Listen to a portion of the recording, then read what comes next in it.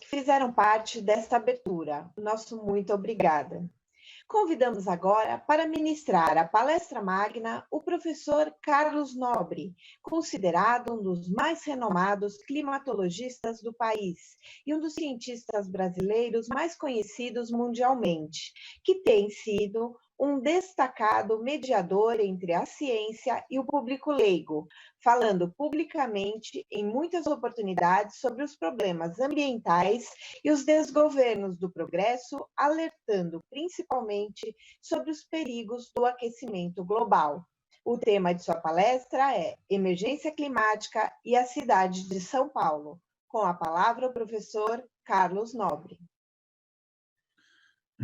Bom dia a todos. Muitíssimo obrigado, vereador Nataline, pelo gentil convite. No primeiro dia da Semana Mundial do Meio Ambiente, que nós possamos discutir e conversar um pouco sobre mudanças climáticas, o impacto na cidade de São Paulo e o que nós podemos fazer a respeito. Prefiro falar com essa época de reuniões virtuais todos os dias. Nós estamos aprendendo a talvez falar melhor, nos comunicarmos melhor, do que simplesmente mostrarmos slides, que seria o modelo clássico de fazer uma apresentação. Eu acho que eu queria começar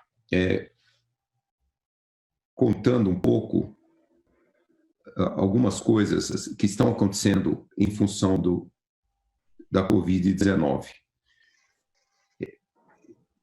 Estão acontecendo no mundo inteiro, certamente estão acontecendo em São Paulo, e também acontecem aqui na minha cidade, São José dos Campos.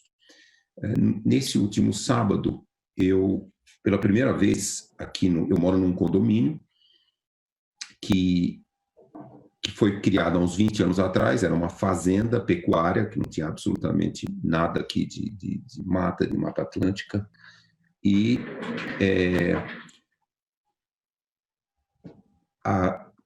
eu moro há 15 anos aqui, e a prefeitura também passou uma lei municipal de restauração de pequenos trechos de Mata Atlântica, e há uma restauração não muito longe daqui, mais ou menos 1,5 km, 300 metros de largura, em que a Mata Atlântica está voltando a regenerar naturalmente. E impressionante como isso fez mudar a biologia aqui dessa região e também de toda São José dos Campos, que há vários pontos de restauração da Mata Atlântica. E pela primeira vez nesse sábado, eu até fotografei um tucano aqui nesse condomínio que eu vivo. Aqui já foram registrados 150 espécies de pássaros, e o tucano foi a primeira vez que eu vi. Então, isso é um pequeno sinal, né? Nós temos esse famoso exemplo histórico que os mineiros de carvão, eles usavam o canarinho dentro das minas, porque o canário morre com o monóxido de carbono antes dos humanos. Então, era o alerta de um vazamento de monóxido de carbono numa mina de carvão. Então, se o passarinho, quando parasse de cantar, eles olhavam, se o passarinho estava morto, eles todos saíam correndo que tinha um vazamento de monóxido de carbono. E, de certo modo, os pássaros, eles nos trazem assim, uma certa visão da recomposição, né? Da recomposição da natureza, da recomposição da qualidade da natureza, que também nos afeta muito. Quer dizer, nós entramos, nos últimos 10 anos, nós criamos uma nova época geológica no planeta que nós chamamos antropoceno. Quando acabou a época glacial e o clima ficou mais estável, nós chamamos essa época de Holoceno. Nos últimos 100, 200 anos, nós modificamos tanto globalmente o planeta com ações humanas que nós criamos vamos dizer assim, uma época geológica que ela tem a mesma dimensão das outras épocas geológicas e global. E o principal efeito mais visível e não único dessa época geológica do antropoceno são as mudanças climáticas. São as mudanças climáticas que nós conseguimos, aumentando a emissão dos gases de efeito estufa, o gás carbônico, o metano, o óxido nitroso, nós conseguimos globalmente mudar o clima como nós temos feito, e principalmente nos últimos 50, 60 anos. Então, nós realmente estamos nos colocando numa posição que nunca a espécie humana se colocou, né? Nós, nos últimos 10, 11 mil anos, o Homo sapiens ele conseguiu alterar um pouco, se tornou uma força biológica através da agricultura, inclusive talvez responsável por extinção de espécies, mas não, como nos últimos 100, 200 anos, uma força geológica global, e que pode nos levar a um planeta, a um mundo, a uma Terra que não se vê há dezenas de milhões de anos, se nós não conseguirmos controlar o aquecimento global, antropogênico, se nós não tivermos sucesso no Acordo de Paris. Estamos tendo sucesso no Acordo de Paris? Infelizmente, não, né? As metas que todos os países colocaram lá, chamadas metas nacionalmente determinadas, ou na sigla NDCs, elas, globalmente falando, elas nos levariam até o final do século mais ou menos 3 graus, 2,8 a 3,2, até 3,5. Isso, as metas são todas voluntárias, né? Se nós olharmos desde a assinatura do Acordo de Paris em dezembro de 2015, nós vínhamos com uma ligeira diminuição do ritmo de aumento das emissões, 2016, 2017, aí, infelizmente, em 2018, o ritmo voltou a crescer, principalmente com as emissões dos Estados Unidos. E a China, que parecia que ia reduzir, não reduziu. O Brasil foi muito corajoso, audacioso no seu compromisso com o Acordo de Paris. As nossas metas são uma redução de 43% das nossas emissões até 2030, em relação àquelas emissões de 2005. 2005 é um ano que o Brasil emitiu muito, porque a principal fonte de emissão do Brasil sempre foi o desmatamento da Amazônia e do Cerrado, e em 2000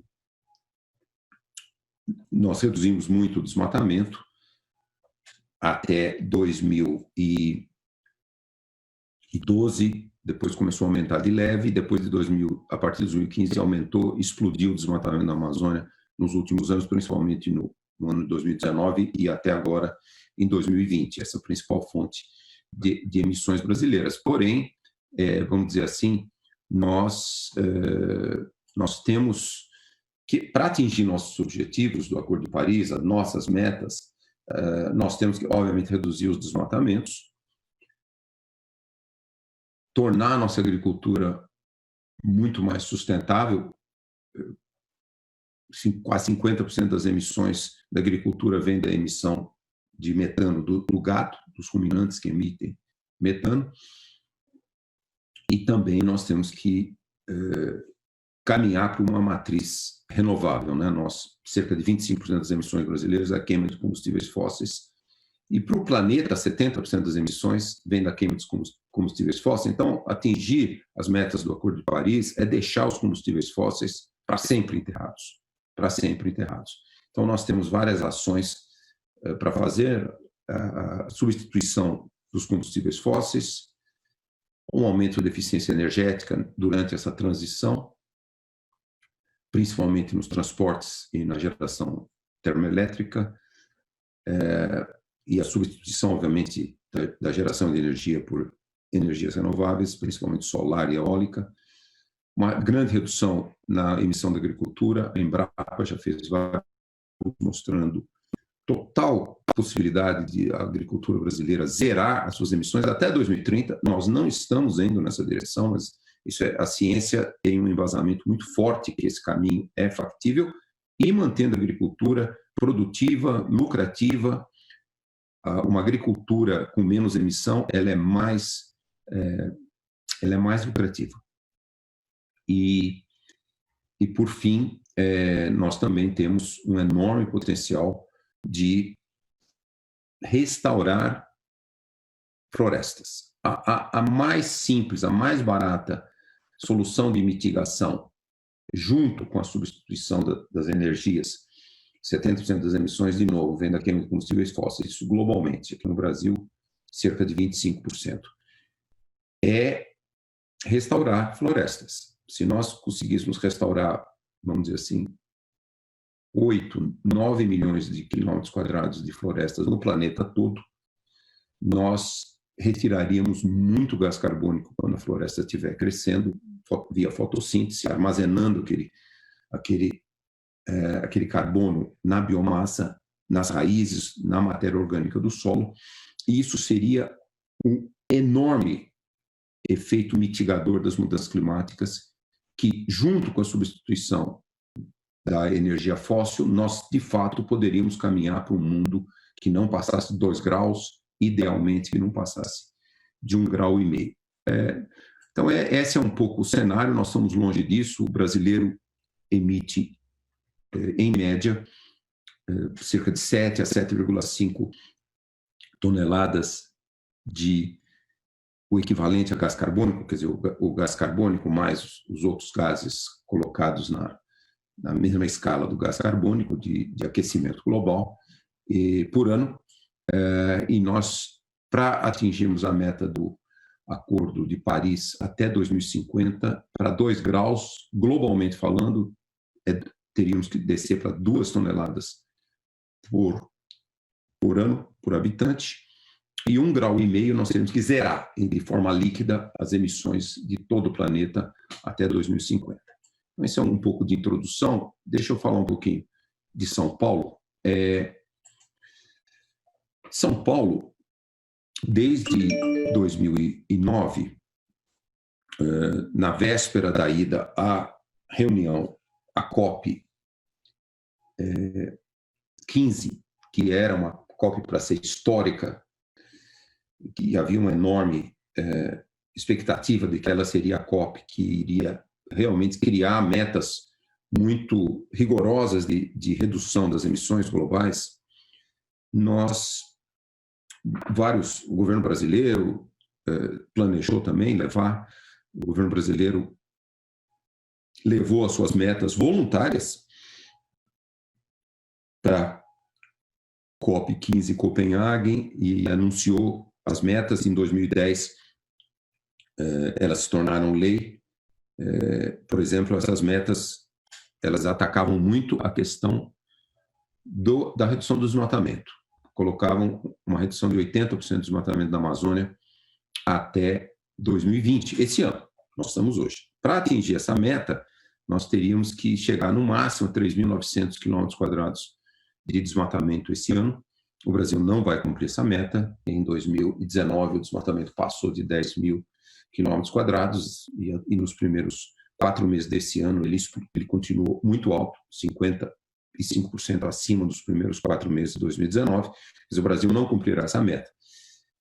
É interessante que, quando o Brasil colocou essas metas em 2010, o Brasil não colocou metas rigorosas para a redução da queima de combustíveis fósseis. Era uma época que ainda o governo federal comemorava demais o pré-sal. Então, ali, essa área da energia e da queima de combustíveis fósseis, ela foi deixada meio de lado.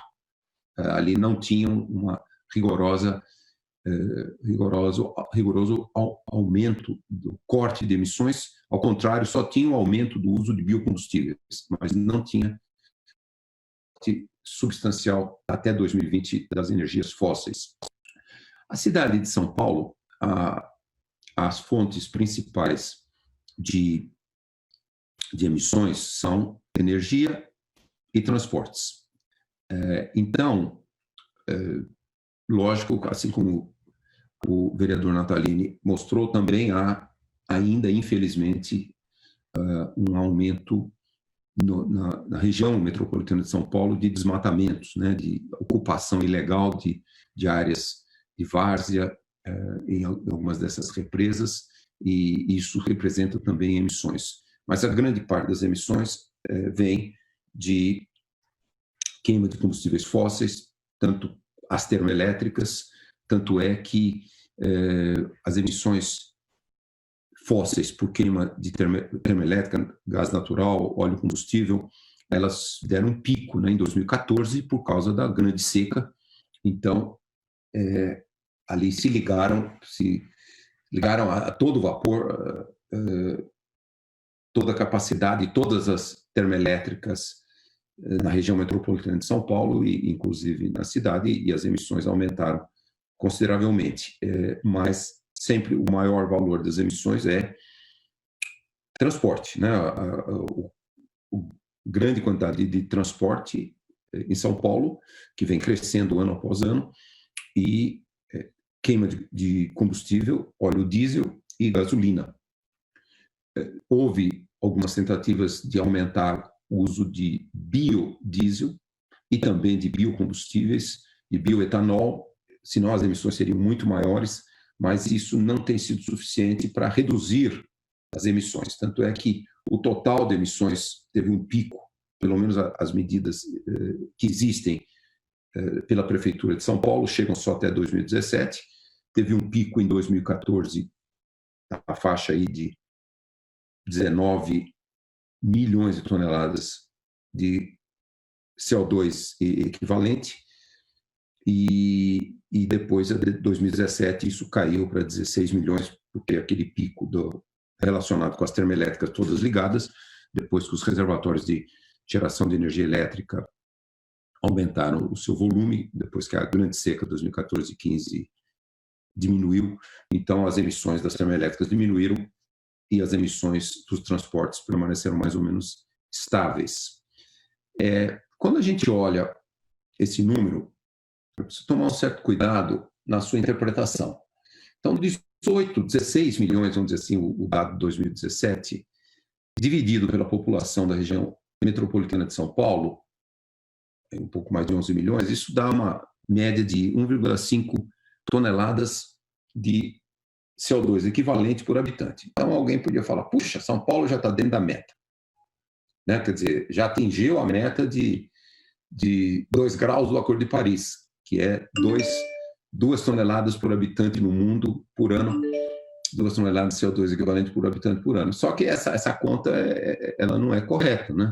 Porque, como aqui no Brasil, grande parte das emissões elas vêm do desmatamento e da agricultura. Então, São Paulo é a cidade com a maior população do país, a região metropolitana, 21 mil habitantes, 21 milhões de habitantes. Então, quer dizer, é uma coisa que não se fala muito, eu acho que a gente devia falar mais. Eu vou falar um pouquinho mais das outras ações de mitigação, mas a gente não fala muito e tem muito pouco marco legal que atenda à redução das emissões importadas, né? A cidade de São Paulo, logicamente por ter 11 milhões de habitantes, é o que tem o maior consumo de carne bovina que vem, por exemplo, da Amazônia e que é o principal vetor de desmatamento e o principal vetor de emissões. Então, se a gente... Uma política de mitigação para São Paulo, ela não pode só considerar a emissão da cidade de São Paulo. Ela tem que considerar a emissão importada. Se essa conta for feita, esse 1,5 toneladas de CO2 equivalente por habitante, ela vai passar de 10. Ela vai passar de 10, que é a cidade que tem o maior consumo de carne. E também consumo de madeira, também, que vem das regiões de alto desmatamento, ainda que haja legislação que pelo menos exige que os órgãos públicos tenham a certificação de origem da madeira, mas é uma legislação muito pouco implementada e ainda assim o consumidor importa madeira que vem do desmatamento da Amazônia e principalmente carne. Então, quer dizer, uma ação muito importante também de política pública de mitigação tem que ser a redução da emissão importada, da emissão que São Paulo importa.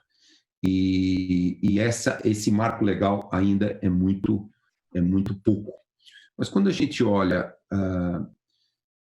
por exemplo, a cidade de São Paulo já tem um marco legal, como muitas cidades no mundo, e várias também na América Latina, de ter metas de redução.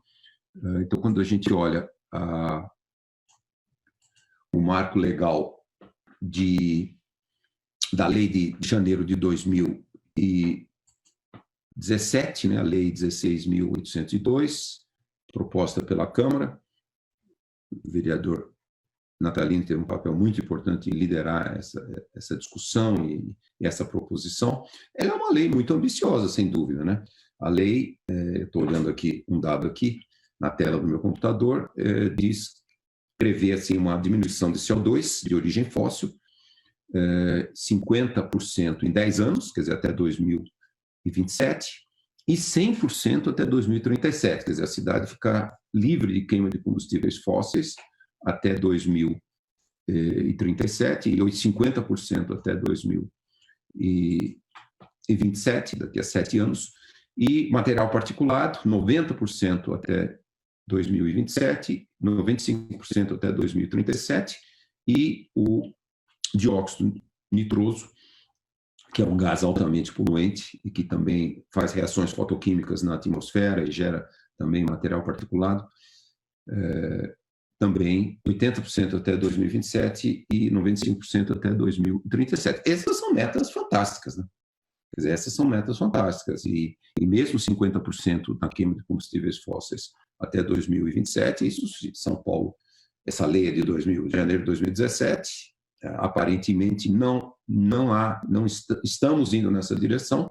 Há, sim, uma pequena redução no material particulado, uma redução que vem acontecendo desde 2010, as razões aí talvez não estejam totalmente claras, um pouco uso maior de biocombustíveis, o preço do bioetanol caiu por vários anos, foi um preço competitivo, a lei municipal de também usar biodiesel nos transportes de ônibus e também a aprovação da menor quantidade de sulfato, enxofre no biodiesel, quer dizer, um biodiesel mais limpo, que essa lei foi muito difícil de ser aprovada, uma resistência enorme do setor automotivo, uma resistência enorme da Petrobras, houve 5 anos de atraso para a aprovação dessa lei. Mas quando junta tudo isso, o material particulado diminuiu um pouco, mas ainda acima dos padrões de segurança da OMS. Então, a política de mitigação em São Paulo, ela claramente, por mais que essa lei em vigor ela seja muito audaciosa, mas certamente São Paulo não caminha nessa direção. Então, precisaria muito mais rapidamente mudar o padrão de transporte, né? O Brasil é um dos países mais atrasados em eletrificação da sua frota e principalmente da sua frota de transporte público, da sua frota de ônibus. Nós estamos muito atrasados, há vários marcos legais que buscam acelerar isso, mas continuamos atrasados e com uma resistência muito anacrônica do setor de produção dos ônibus e também do setor de combustíveis fósseis. Então, nós precisaríamos realmente ter uma ação disruptiva. Um estudo importante, feito alguns anos atrás pelo Greenpeace, mostrou o enorme benefício para a saúde, o valor econômico desse benefício para a saúde.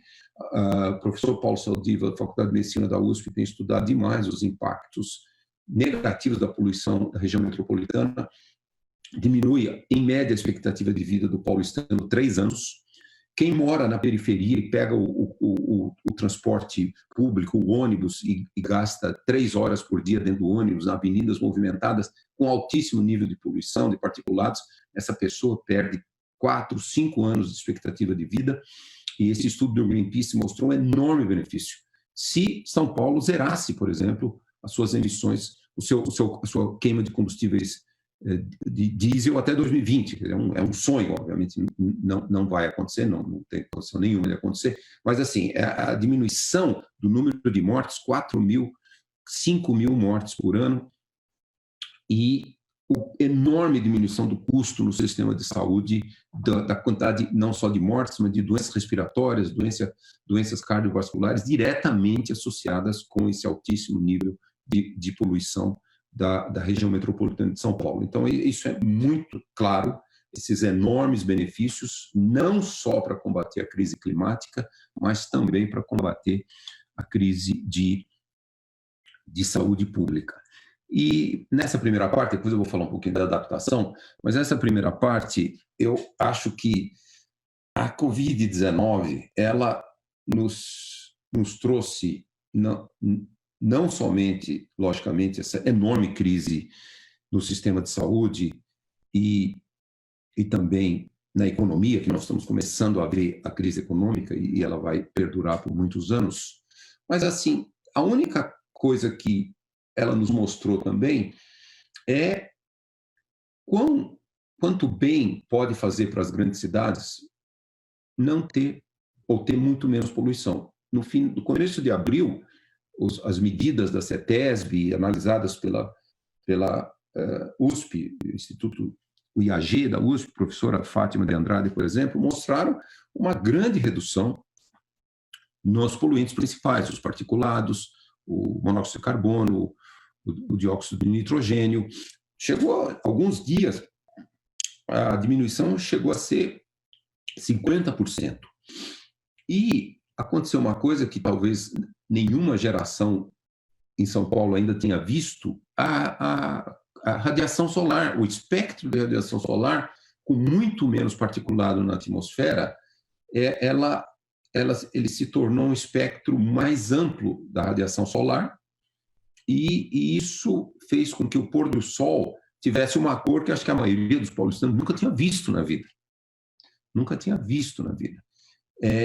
Então, isso mostrou, há estudos sendo conduzidos no momento pela USP, professor Paulo Saldiva, professora Fátima de Andrade e vários outros, mostrando quantas vidas essa diminuição temporária da poluição já estão salvando. Quantas doenças a menos nessa crise da Covid, se tivesse aquele nível de poluição, o número de pessoas necessitando de internação hospitalar e UTI seria muito maior. Seria muito maior. É uma pena que São Paulo, a cidade de São Paulo, já teve um índice bem maior de confinamento, de menor trânsito de veículos, infelizmente aumentou nas últimas semanas e aparentemente vai continuar a aumentar. Mas assim, foi uma pequena janela, talvez de alguns meses, dos benefícios de muito menos poluição, muito menos emissão dos gases de efeito estufa, mas também dos gases químicos que afetam a saúde. Então, eu acho que isso é um sinal e a beleza do pôr do sol, muito registrado por inúmeros paulistanos. Desses momentos, foi muito importante. É lógico, se a Covid continuar agora com o inverno, com as temperaturas mais baixas, com as tradicionais doenças, infecções típicas de inverno, e se a poluição voltar a aumentar, Covid, poluição e doenças típicas de inverno, nós estamos caminhando para uma situação muito difícil. Deixa eu falar um pouquinho agora de impactos e adaptação.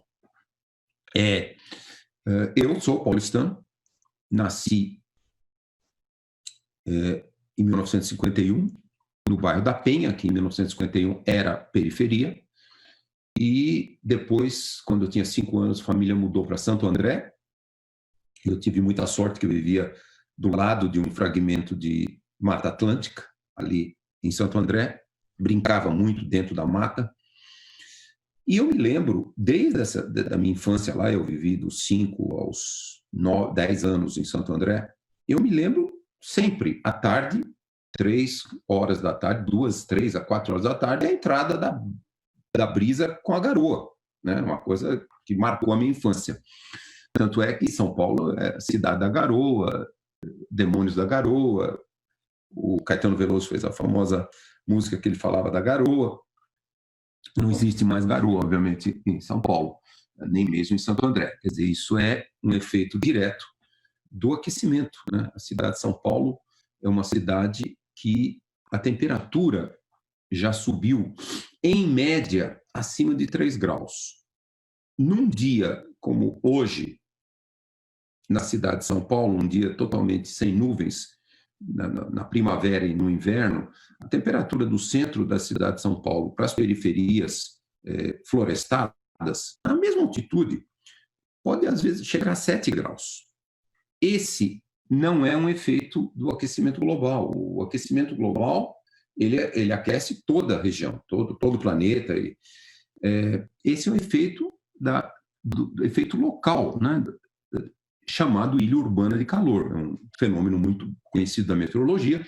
Quando você tira a vegetação, você perde a capacidade de que o calor vindo diretamente da radiação solar, ele é pouco utilizado para evaporação, quer dizer, para transformar água líquida em vapor d'água, você usa 400 calorias por grama, e não tem mais a área verde, então não tem mais esse ciclo de energia solar sendo utilizada para evaporação. Tem muito diminuído. Esse é o principal fenômeno. O concreto, o asfalto armazena muito o calor solar, ele perde muito lentamente, portanto a temperatura mínima à noite cresce demais. E esse efeito somado, 3 até 4 graus, depende do local, isso é uma enorme mudança climática. Uma enorme mudança climática. O planeta todo aqueceu 1,2, alguns lugares continentais, 1,5. Cidade de São Paulo, 3,5, e às vezes até muito mais. Depende, se não tem muita nuvem, essa diferença é até 4, 5, 6 graus.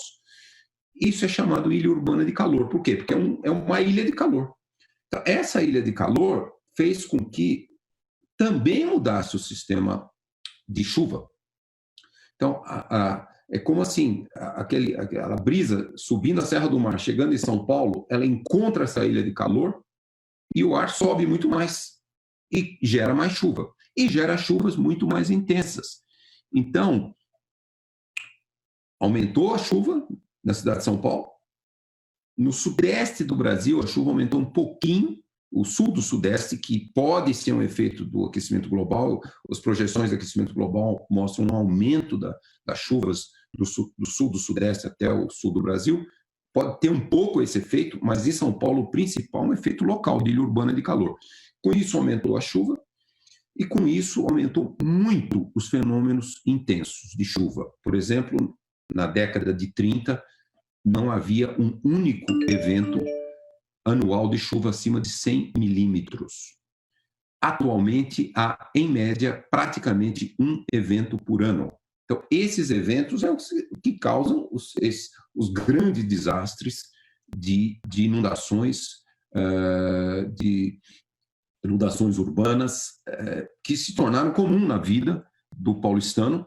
O professor Eduardo Haddad, da Faculdade de Economia da USP, fez belíssimos estudos mostrando o custo para a economia brasileira das inundações urbanas, e não só essas mega inundações como essa do dia 9 e 10 de fevereiro, só as inundações que acontecem com as chuvas intensas, inundações urbanas pela tremenda falta de permeabilização, o solo é totalmente impermeável. Então, isso o professor Haddad mostrou que isso dá um prejuízo para a economia brasileira da ordem de 750, 800 milhões de reais por ano. Só o fato de que as pessoas não conseguem chegar no trabalho, o fato de que o São Paulo é o centro, o epicentro da economia brasileira, e juntando tudo isso, esse é o prejuízo dessas inundações na cidade de São Paulo. Muitas dessas inundações as chuvas estão mais intensas, e o outro lado, logicamente, uma das cidades mais impermeabilizadas do mundo. Então, um estudo também do CEMADEM, junto com o IBGE, mostrou uma grande população, 1,3 milhões de paulistanos vivem em áreas de risco de deslizamento, risco de inundações. E a grande maioria desses paulistanos são paulistanos vulneráveis, morando em residências com pouca capacidade de resistência, em áreas também com falta de esgotamento sanitário. Então, quer dizer, é uma assinatura, quer dizer, 1,3 milhões de paulistanos, e isso aí dá um número muito considerável, né, de pessoas, dos 11 milhões de paulistanos, vivem em áreas de risco. E essa soma dessas chuvas mais intensas aumentam muito o risco dessas pessoas. Então, essa é a questão dos impactos, né? E a cidade continua ainda passando por um processo de urbanização, diminuiu a velocidade da urbanização. É provável que a população de São Paulo se estabilize, as projeções demográficas são que se estabilize aí na faixa de 12 até menos de 13 milhões, mas ainda assim a urbanização continua na região metropolitana como um todo, essa população cresce na região metropolitana como um todo. E também, devido provavelmente ao aquecimento global, a cidade tem que se preparar para enfrentar grandes secas, como foi 2014, 2015, a seca mais severa, talvez em 80 anos, e uma seca que o aquecimento da região metropolitana ela torna muito pior a seca, porque você tem uma diminuição da chuva, vamos supor, choveu no Sudeste, choveu 55% do esperado no verão de 2014. Então, já é um grande déficit de água, sem dúvida. Mas aí, compara se fosse 55% de menos chuva, 45% de menos chuva 100 anos atrás, a temperatura da região metropolitana de São Paulo estaria 3 graus mais fria. 3 graus mais fria significava que a evaporação seria muito menor. Então, quer dizer, além de tudo, a água que estava ali, ela evapora muito mais rápido, porque a temperatura da cidade está mais rápida. Então, o impacto da falta de chuva, de uma seca com a temperatura mais quente, é muito pior. Então, isso que nós vimos, um enorme impacto, todos se lembram, o Cantareira ficou quase seco.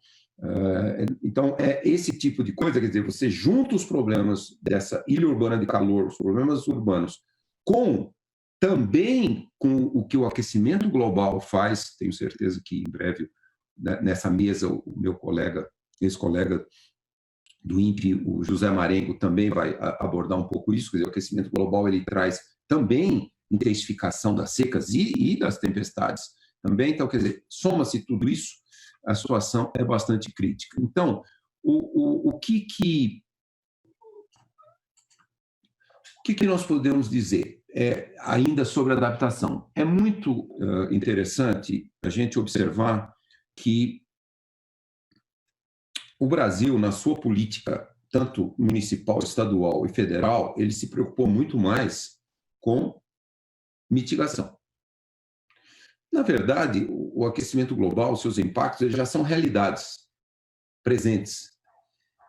Mas a lei foi muito mais incisiva em redução de emissões. Nada de errado nisso, perfeito. Quer dizer, redução de emissões, perfeito. Falta de ênfase em política de adaptação, uma terrível falha. A lei federal, ela fala de modo muito genérico, ela fala de modo de aumentar a resiliência de todos os setores da sociedade, mas praticamente não há medidas concretas. As leis estaduais também e as leis municipais também. Então, elas são muito genéricas e há muito pouca ação concreta de redução, de fato, de adaptação.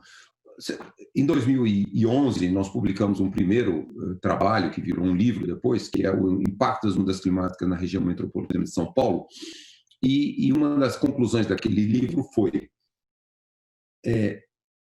São Paulo seria um exemplo perfeito do que poderão se tornar as mudanças climáticas em todo o Brasil. Então, São Paulo poderia já ter uma política de adaptação, a temperatura subindo 3,5 graus, em média, as chuvas intensas aumentando demais. Quer dizer, o que pode acontecer em escala nacional, e talvez em 50 anos, em São Paulo já tinha acontecido.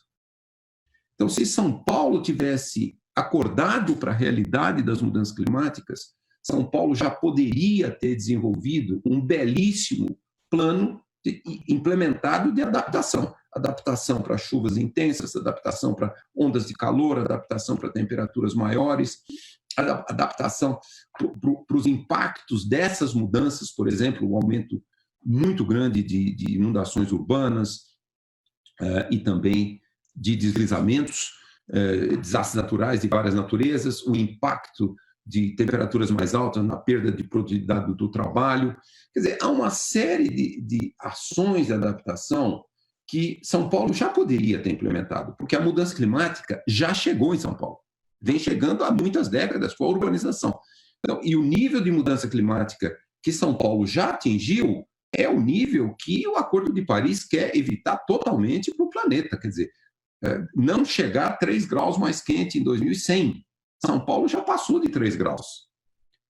Um fenômeno intenso, como uma chuva acima de 100 milímetros, sair de zero ocorrência na década de 30 para uma por ano atualmente, e com muitos outros episódios também de chuvas intensas, talvez não 100 milímetros em 24 horas, mas muito intensas, quer dizer, pronto, São Paulo já vive a mudança climática.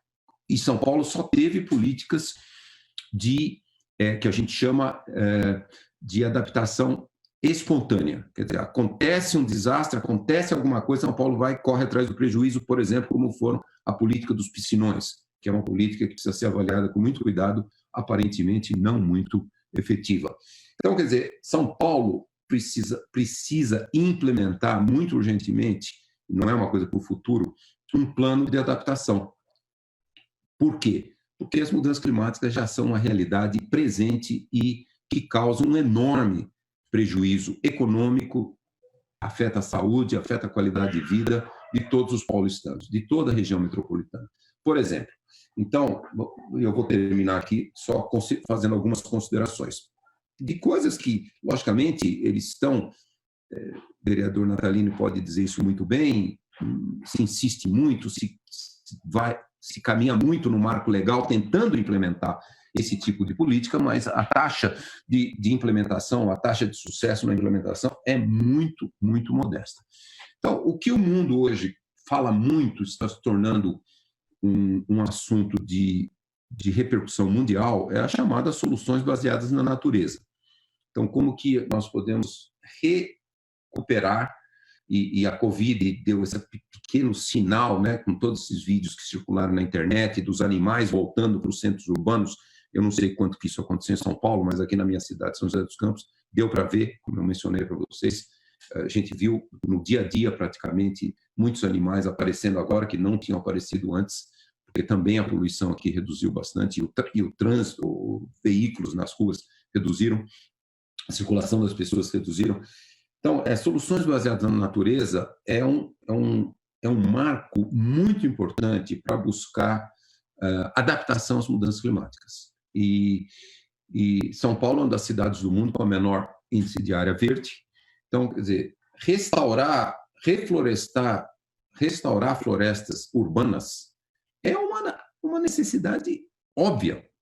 Quando a gente vai e tem lá os termômetros do professor Humberto Rocha, da Universidade de São Paulo, no Zoológico de São Paulo, naquela área de vegetação do zoológico,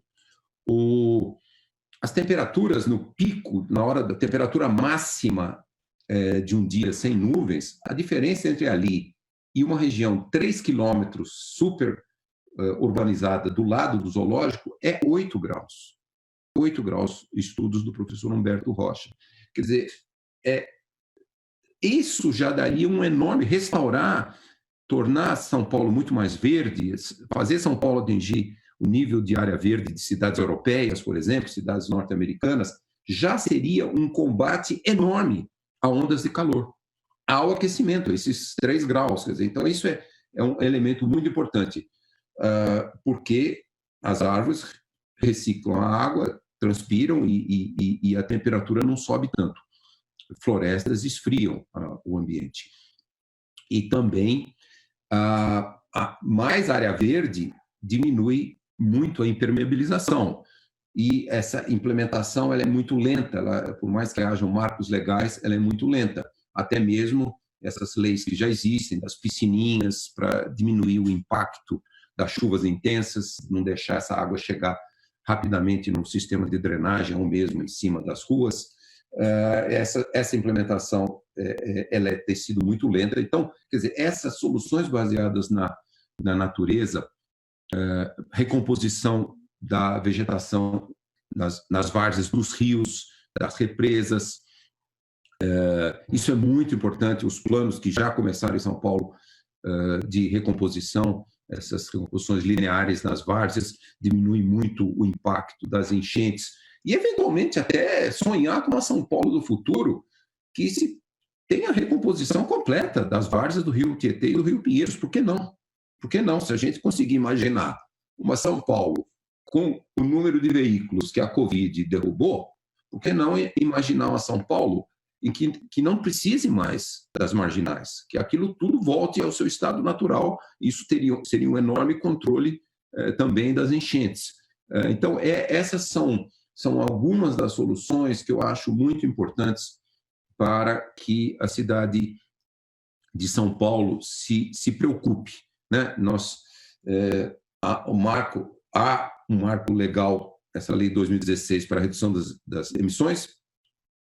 Quando bem ou como estamos seguindo esse marco, provavelmente não muito bem, mas na questão da adaptação, nós precisamos ser muito mais criativos, muito mais inteligentes, integrar muito mais todos os elementos da cidade de São Paulo, da política, o setor empresarial, a das associações.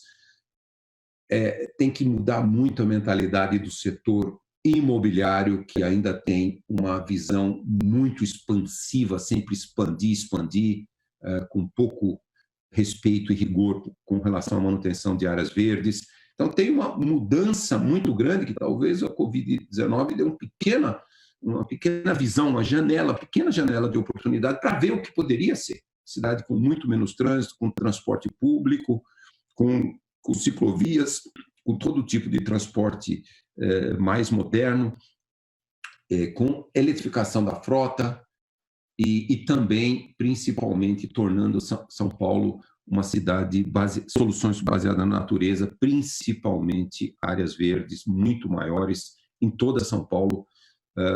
Quando eu era criança, nesses locais que eu morei, eu sempre morei, eu morei em casa, não morava em apartamento, e eu me lembro, sempre tinha jardim, tinha quintal, tinha árvores no quintal, tinha gramas. Isso aí é uma coisa que foi desaparecendo de São Paulo. Então tem que voltar à cultura de áreas verdes, telhados verdes, que está virando também uma solução muito importante em muitas cidades do mundo. Então nós temos realmente que aumentar a resiliência de São Paulo. O que é uma cidade resiliente? Ela tem que refletir muito sobre o seu futuro, tem que implementar com robustez todos esses parâmetros, tem que ser muito redundante, insistente, muito criativa, usar as modernas tecnologias, que nós estamos no século da quarta revolução industrial, com modernas e baratas tecnologias. Ela não pode deixar as populações pobres de fora das soluções. Temos que ser muito flexíveis e sempre buscar soluções. Então, é isso que eu queria dizer. Passei um pouco do meu tempo, eu peço desculpas, mas eu sou paulistano.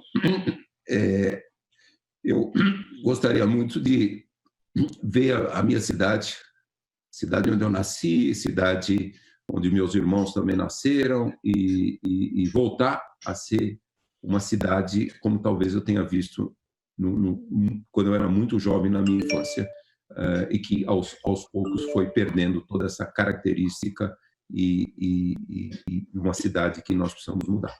Muitíssimo obrigado, vereador, muitíssimo obrigado a todos. Muito bem.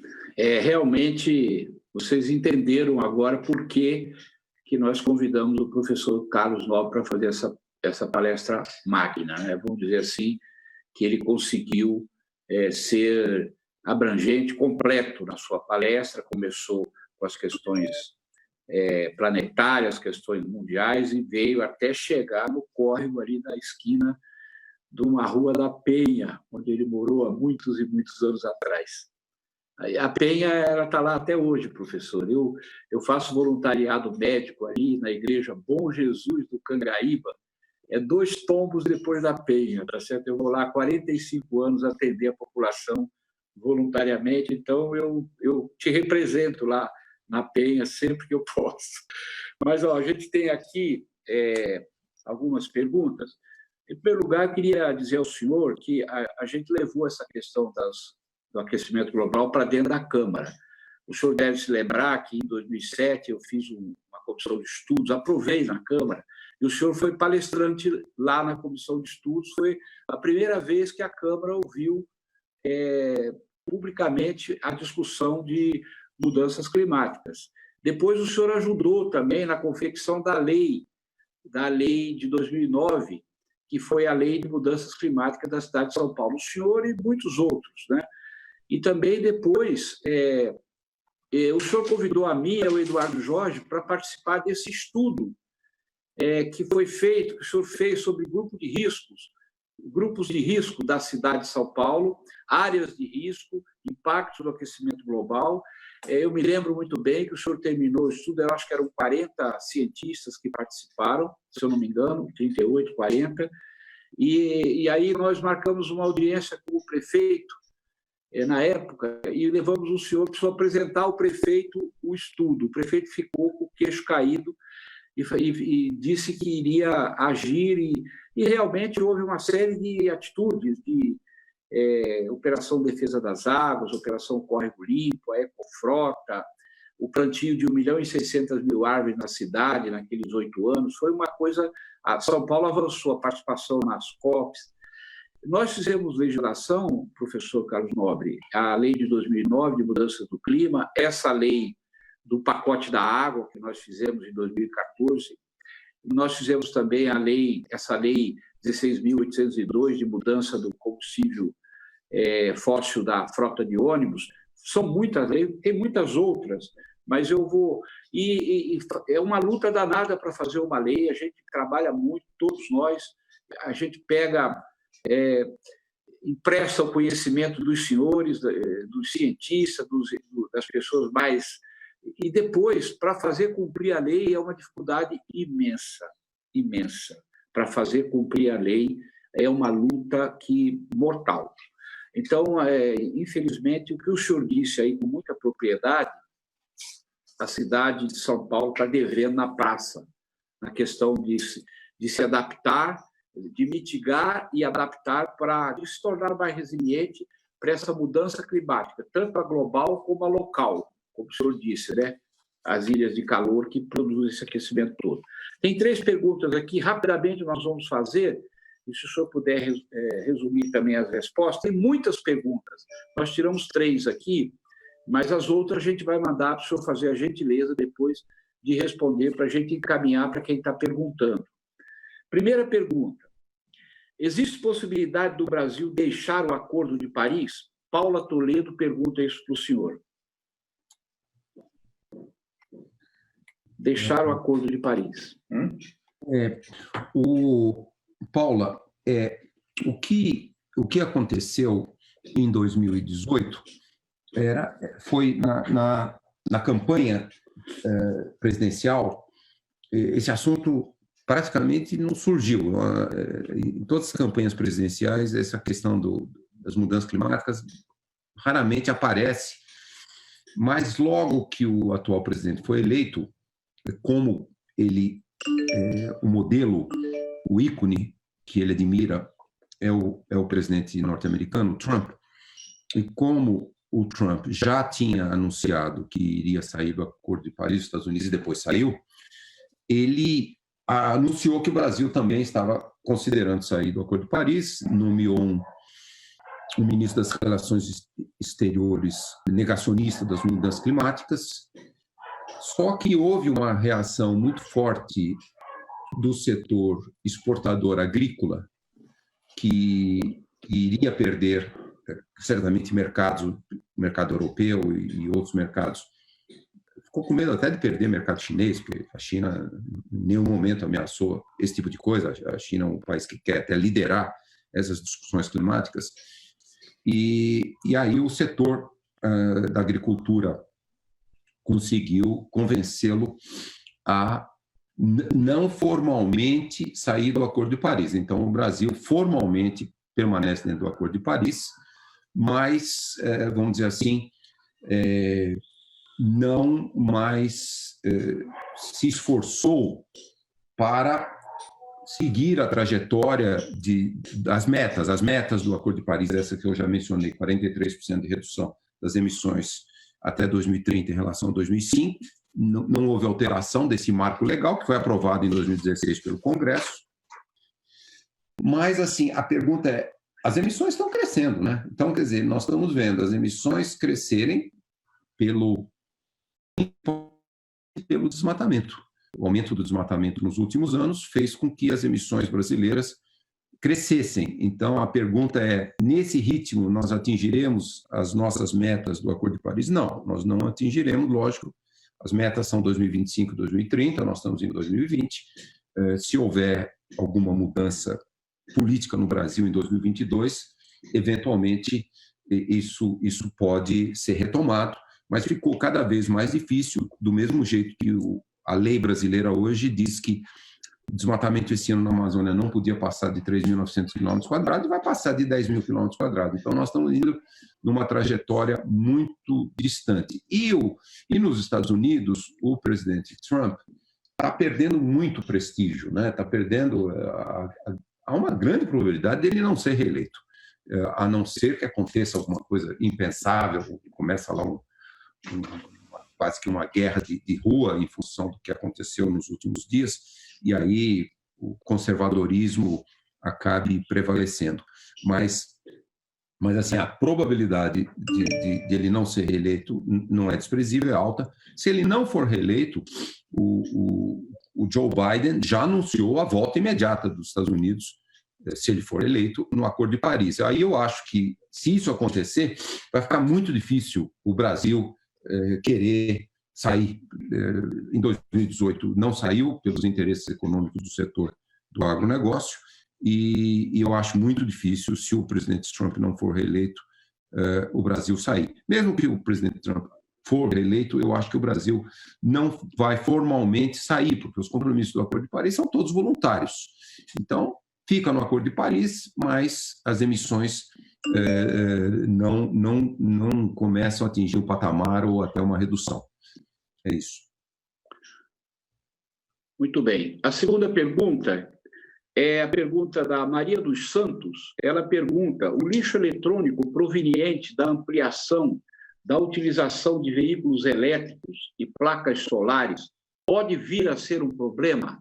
Perguntando para o senhor o que sobrar das baterias e das placas, se pode vir a ser um problema ou se é um problema superável.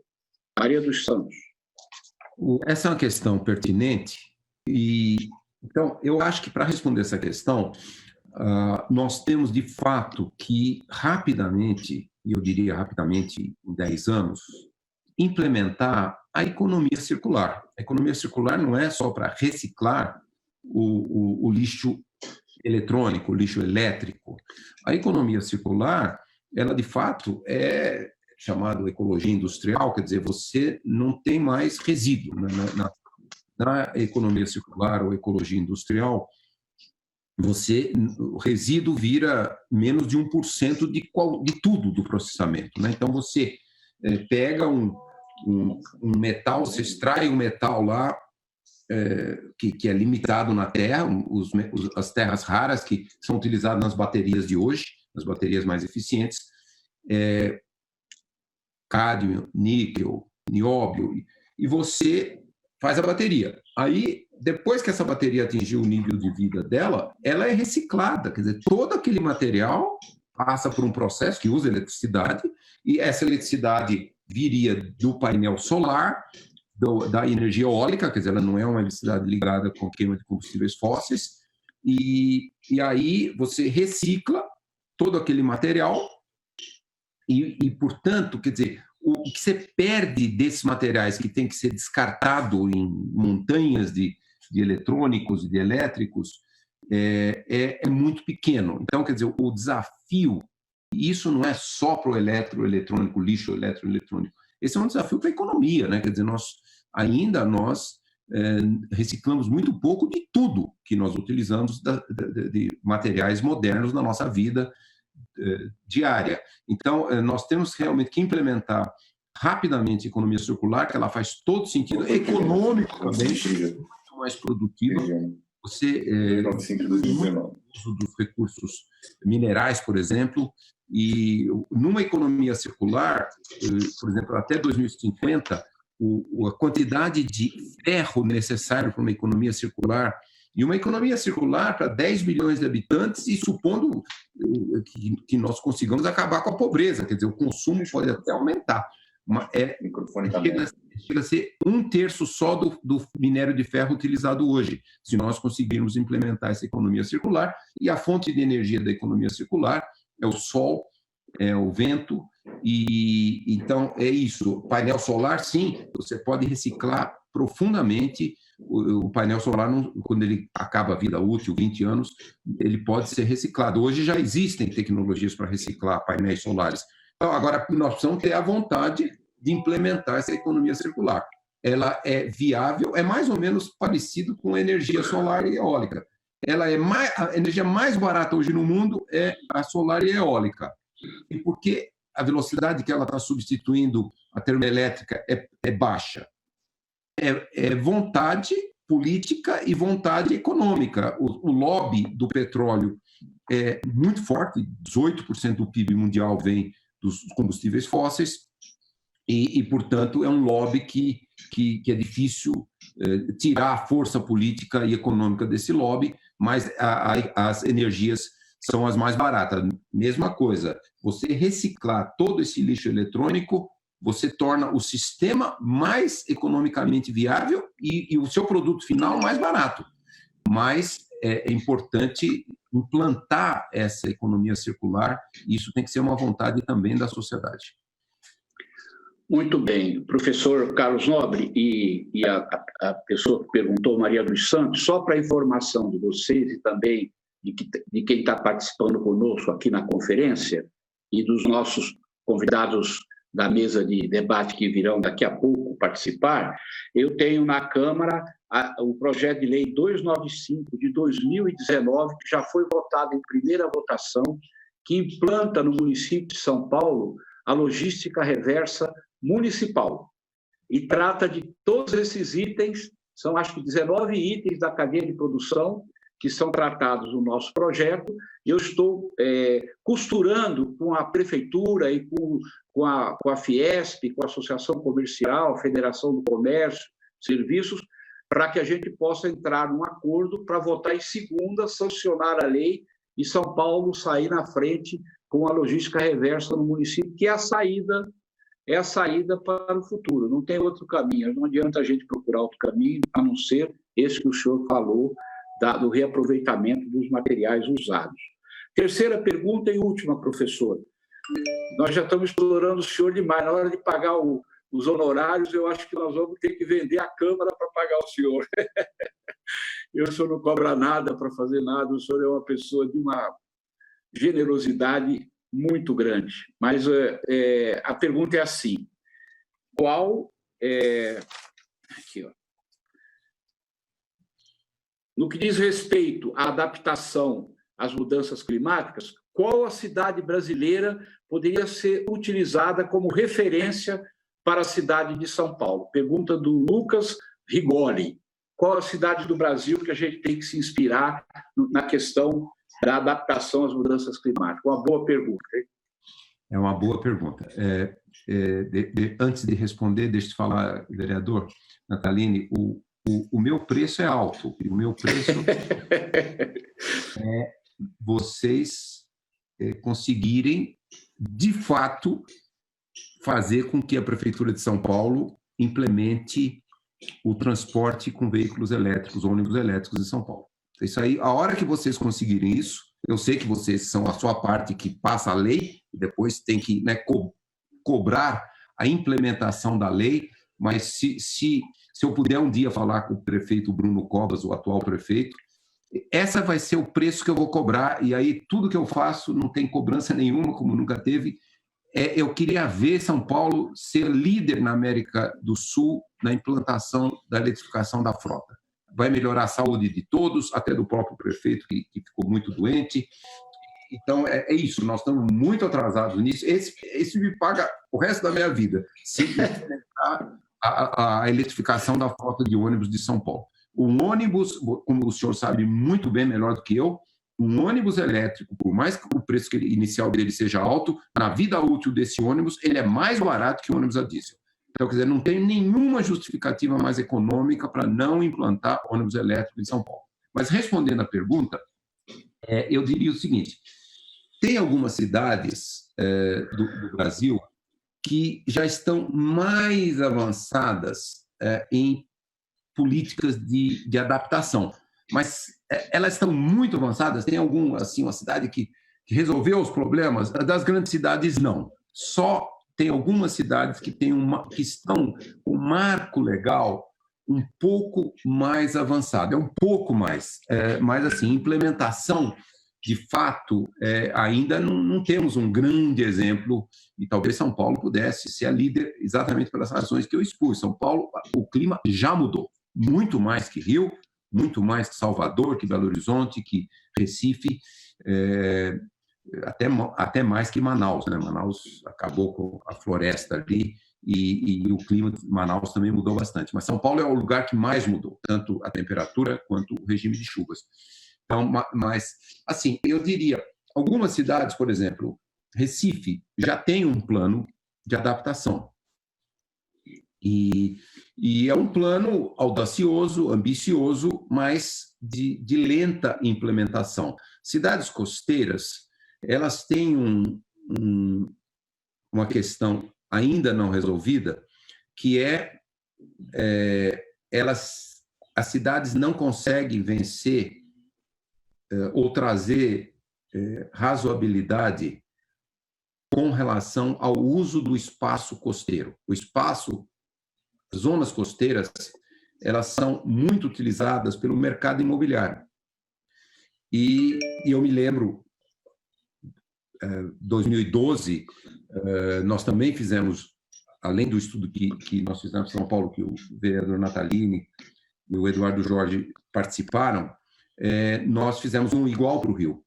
E em 2012, houve uma tentativa da Câmara Municipal do Rio de aprovar uma lei, um zoneamento costeiro, que levasse em consideração o inevitável aumento do nível do mar, que com muita sorte, mesmo com o tremendo sucesso do Acordo de Paris, nós estamos falando 50, 40, 50, 60, o doutor Marengo fez um estudo sobre isso, centímetros até o final do século. Mas, em 2013, o município do Rio aprovou vários condomínios em Jacarepaguá, que fica meio metro acima do nível do mar. Quer dizer, esses condomínios eles não existirão em 2060 ou 2070. E até mesmo aquela região onde foi aqueles condomínios também da Olimpíada, ali é muito no nível do mar. Quer dizer, então, por mais que a ciência mostre, puxa, tem que ter um zoneamento em zonas costeiras, porque o nível do mar é inevitável aumento, mesmo com o sucesso do Acordo de Paris.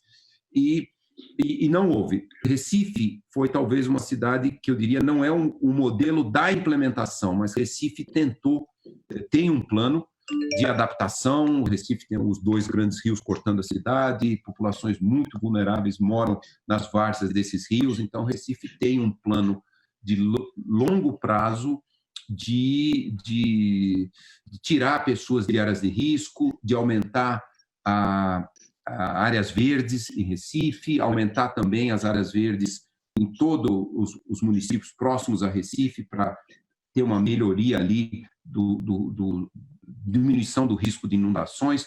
Então, Recife, não que implementou tudo, mas eu diria Recife tem um bom plano de adaptação. Agora, eu, de fato, talvez seja uma ignorância minha, pode ser que existam cidades pequenas no Brasil que já estejam implementando um plano de adaptação, mas eu, infelizmente, peço desculpas, eu não conheço nenhuma que esteja efetivamente com sucesso implementando esses planos. Muito bem. As outras perguntas que estão aqui, nós vamos encaminhar ao senhor. Se o senhor puder fazer a gentileza de responder, nos mandar, nós vamos mandar para aqueles que estão participando ativamente aqui da nossa 19ª conferência. Professor Carlos, pode ser. Professor Carlos Nobre, eu vou falar para o prefeito, vou mandar esse pedacinho da conferência, que o senhor faz essa coisa dos honorários aí, dos ônibus, eu vou mandar para o prefeito e vou insistir com o prefeito, assim que diminuir essa questão da Covid, eu vou pedir ao prefeito que ele possa receber a gente, né? Uma pequena comissão, o senhor coordenando, para que o senhor fale para ele aquilo que o senhor precisa falar pessoalmente lá no gabinete dele, conforme nós fomos no prefeito anterior. O senhor esteve lá e foi muito interessante a conversa. Eu quero agradecer ao senhor profundamente, muito, em meu nome, em nome da equipe que nos ajuda a fazer a conferência, a equipe nossa, os parceiros todos, e da população de São Paulo.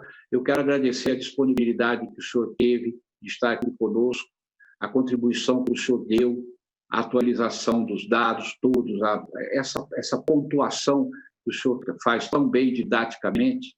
Muito obrigado, professor Carlos Nobre. Nós não vamos desistir dessa luta, porque ela é a própria sobrevivência nossa mesmo, né, e dos nossos descendentes. Pode contar com a gente aqui, e eu agradeço muito. Aí um abraço a São José dos Campos, a sua família, tá certo? E a gente continua a nossa amizade, o nosso relacionamento profissional, que não é partidário e não é eleitoral, mas é de longas e longas datas, e nós vamos continuar. Eu tenho muita honra e muita satisfação de poder me relacionar com amizade com o senhor. Muito obrigado mesmo, tá, professor? Obrigado, vereador, e eu agradeço novamente essa nossa parceria, como você falou, não partidária, não ideológica. Todos nós cientistas, trabalhamos para tornar o Brasil um país melhor, um país mais sustentável. Não somos ligados a nenhum interesse econômico e esse é o nosso papel. Somos servidores públicos, eu já fui, sou aposentado, e agradeço muito e parabenizo pelo seu trabalho. Obrigado. Devolvo a Luciana para a continuidade dos nossos trabalhos. Obrigado.